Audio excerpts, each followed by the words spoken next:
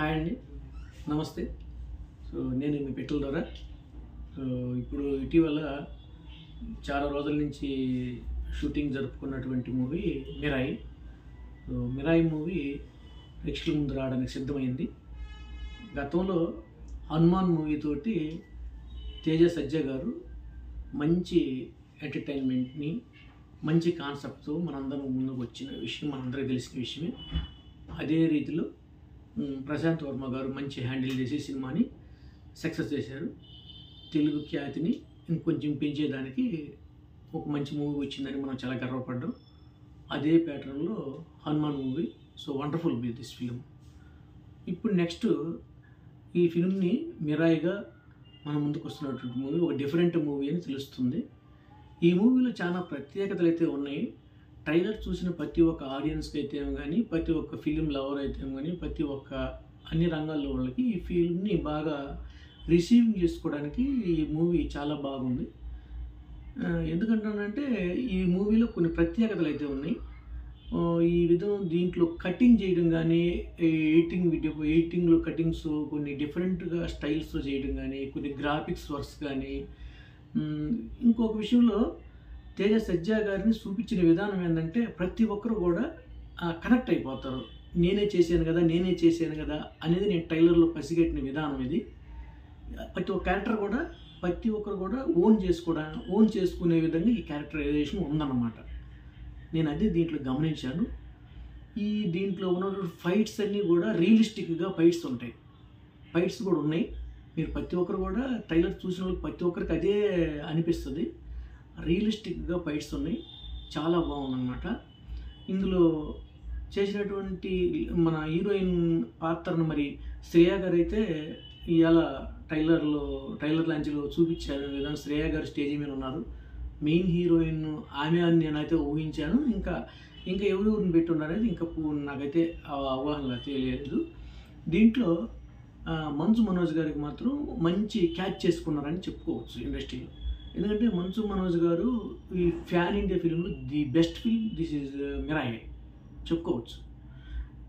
ఇక్కడ డైరెక్టర్ గారు కొన్ని జాగ్రత్త పడిన అంశాలు కొన్ని ఉన్నాయి. డైరెక్టర్ గారు ఏం తీసుకున్నారు, ఏం చూపిస్తున్నారు అనేది మెయిన్ కండిషను. అవసరమైన కంటెంట్ మాత్రమే ప్రేక్షకుల దగ్గర తీసుకొస్తున్నారు అని మనకు ఒక విషయం తెలుస్తుంది. గైస్, ప్రతి ఒక్కరు కూడా ఏంటంటే ఈ మూవీని చాలా దగ్గరగా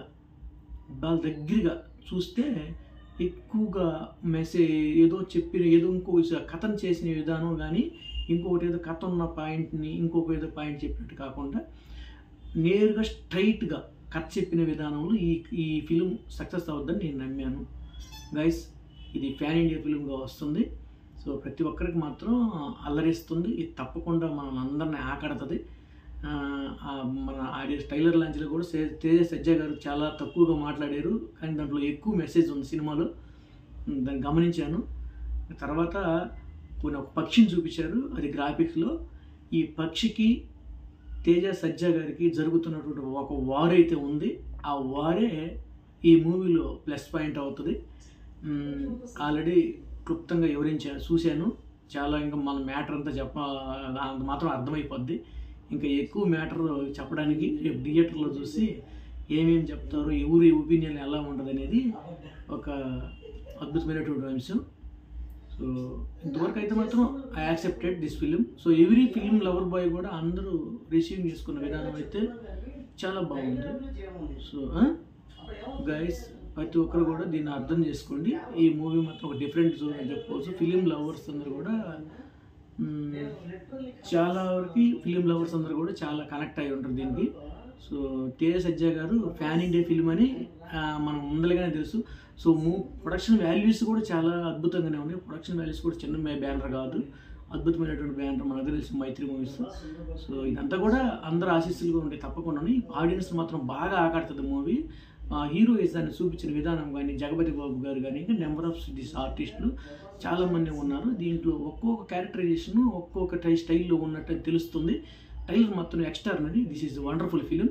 థ్యాంక్ యూ గైస్. మనం అందరం వెయిట్ చేసి చూద్దాం. థియేటర్కి మనం అందరం పోవాల్సిన స్పోర్ట్స్ చూసి మన సినిమాని ఆ తెలుగు ఫిల్మ్లో అదే తేజ తెలుగు లవర్స్ అంటే నాకు ఎక్కువ వాళ్ళకే ప్రిఫరెన్స్ ఇస్తారని ఒక ముక్కలో తెలియజేశారు. సో అన్ని రాష్ట్రాలు కూడా రిసీవింగ్ చేసుకుంటారని నాకైతే గట్టి నమ్మకం ఉంది. థ్యాంక్ యూ బాయ్, నమస్తే.